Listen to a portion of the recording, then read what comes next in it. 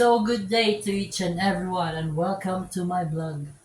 So today I will be talking about the lessons I've learned in risk management and how those things I've learned will help me or prepare me for the course Basic Occupational Safety and Health course, or in short, BOSH. So to start things off, let's remind ourselves on what is risk management. So, risk management is the systematic process of identifying, assessing, prioritizing, and controlling potential threats or risks to an organization's operations, finances, reputation, and goals, aiming to minimize the negative impacts and seize opportunities by developing proactive strategies and monitoring their effectiveness.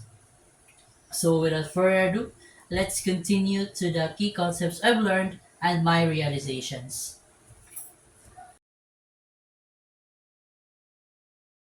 So now let us continue to the realizations and learnings I've had in risk management. So one of the most important lessons I have learned in risk management is hazard identification. So what is hazard identification? Hazard identification involves recognizing anything in the workplace that can potentially cause harm to workers. So what does this mean?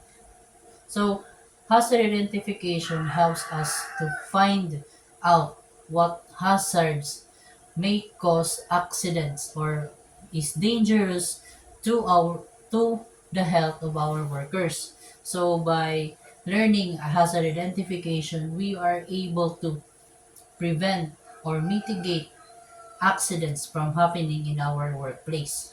So there are different types of hazard identification. Since we are only focusing on the workplace, these are the types of hazards that I think are important to be identified in a workplace. Those being physical, chemical, biological, ergonomic, or psychosocial. So for example, slippery floors, exposed wires, improper lifting or heavy objects, and poor ventilation are considered hazards. So through this topic, I learned that hazards exist in almost every workplace, and identifying them is the first step to preventing accidents. So another key concept that I have learned or lesson that I have learned in risk management is risk assessment. So risk assessment, what is it? So risk assessment involves evaluating the likelihood that the hazard will cause harm and the severity of its possible consequences. These help determine which risks need to be immediate attention and which ones can be managed over time. So why do we have to do risk assessment? Because you see, in a workplace, not all risks are or should be eliminated or mitigated as soon as possible. Because sometimes there are risks that can be controlled over time, and there are risks that should be eliminated or mitigated as soon as possible. So let's say for example, there are exposed wires in your workplace. Through risk assessment, you would identify that as an important hazard to be eliminated. Why? Because exposed wires can lead to fire. Why? Sometimes the exposed wires will be wounded, and when they are wounded, if ever there is like water or insulators like paper is to go near it, it will cause it to burn or short circuit. So that is why it is important for us to learn about risk assessment. So now, how does hazard identification and risk assessment connect to BOSH, or the Basic Occupational Safety and Health course? So for hazard identification, since we are dealing with the basic occupational and safety and health, of our workers, we use it almost every time as a manager in a workplace. Let's say you're the manager and you are working in a factory focusing on chemicals. So having learned hazard identification lets you identify the chemical hazards that are present in your workplace. You will be able to prevent long lasting or immediate accidents from happening. So what does that mean? So let's say in the chemical factory, the practice of your workers is that sometimes they do not clean their workstation after work.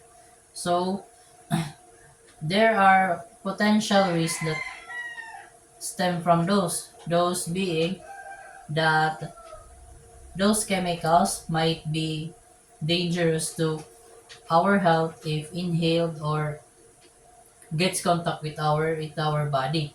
So having learned hazard identification, we are able to eliminate that by identifying it and using risk assessment. We are to rank it if it is important to eliminate that risk or just it is not important. So by taking into account by doing a risk assessment, we identify that risk as important and we are able to eliminate it as soon as possible.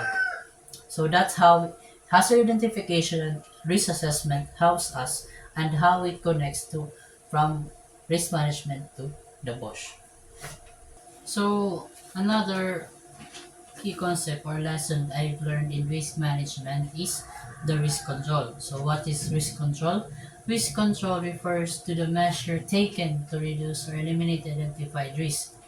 So I learned about different control strategies such as using engineering controls, which is the physical modification to workplaces, equipment, or processes that isolate or remove hazards at the source. So, at second is the implementing administrative controls.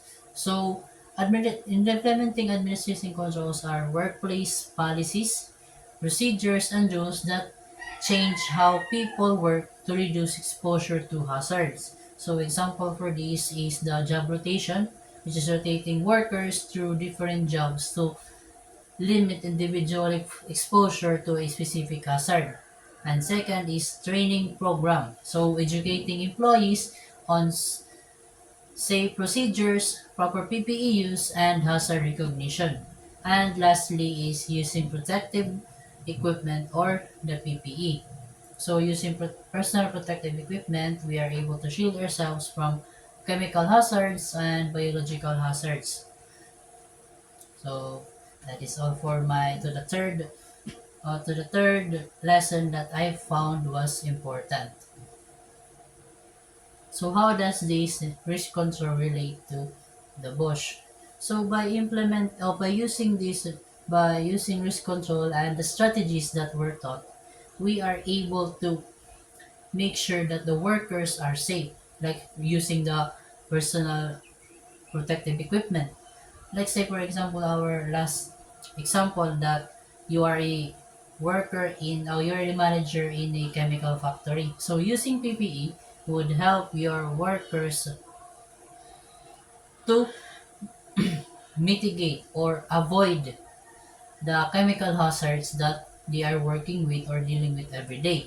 So by using naman ba- by using engineering controls, we are able to modify the workplace and find ways to make sure that workers aren't always exposed to those hazards. So lastly, I learned about the prevention strategies, which focuses on proactive actions to avoid accidents before they happen.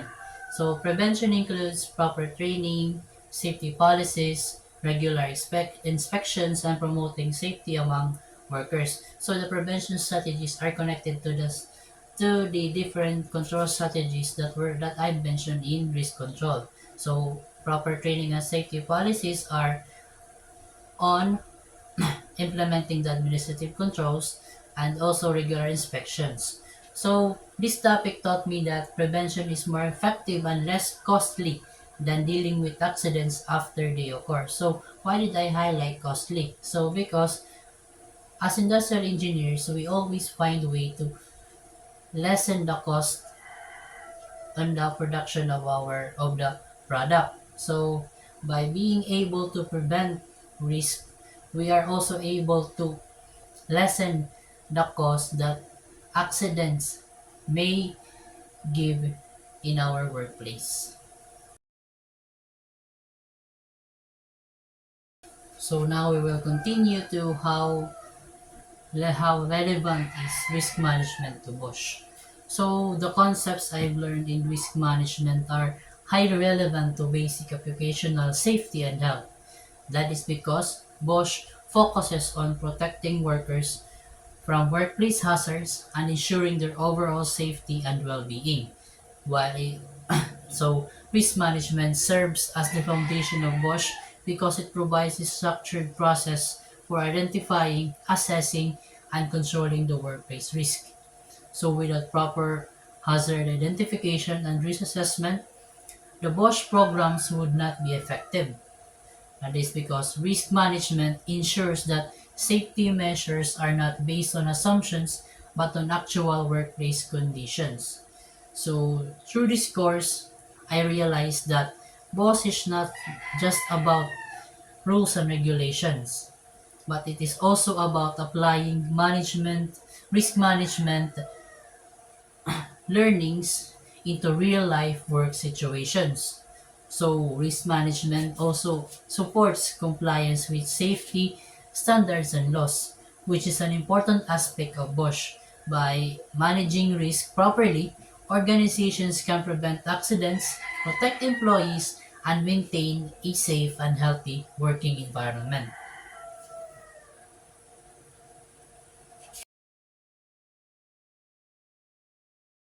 So now we will proceed to how risk management was able to help me prepare for Bosch course. So it prepared me by developing my awareness and understanding of workplace safety.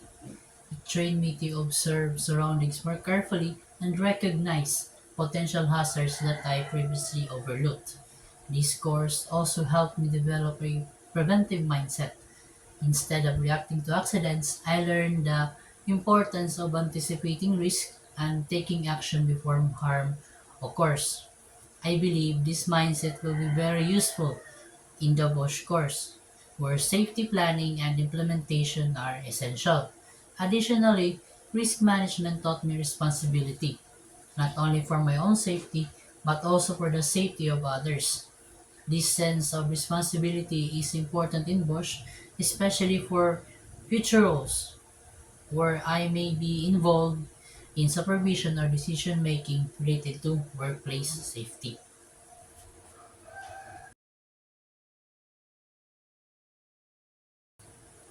So now I will proceed to the importance of risk management in workplace safety and health. So risk management plays a crucial role in ensuring workplace safety and health. It helps prevent accidents, injuries, and illnesses by identifying risks early and applying appropriate control measures. When risks are managed properly, employees can work more confidently and efficiently. Moreover, risk management reduces costs related to medical expenses, compensation claims, and work interruptions caused by accidents. It is also help build a strong safety culture where workers value and practice safety on a daily basis. And most importantly, risk management protects human lives and the safety workplace not only for the benefit of organization but also to ensure that workers can return home safely to their families every day.